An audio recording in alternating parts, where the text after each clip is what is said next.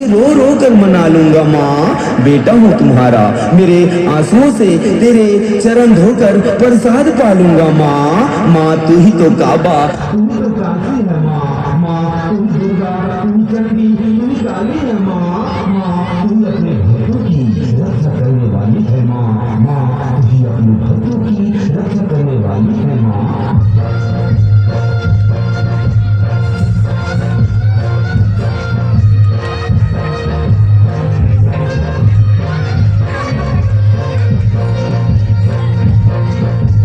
नितेशला देखना मैं नितेशला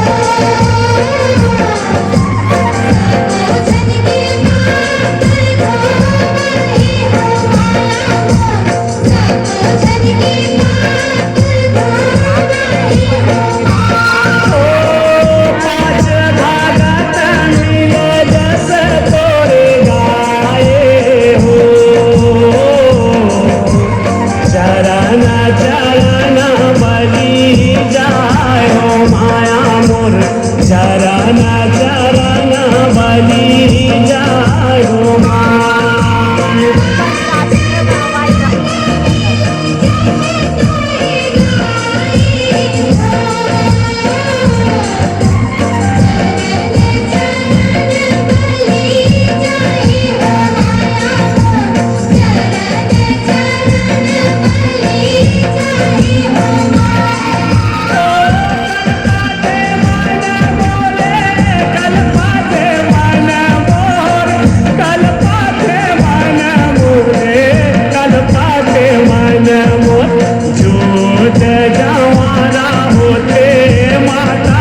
सर्जन तोड़ आखिले आंसू बरसे कल पाते मन मोर।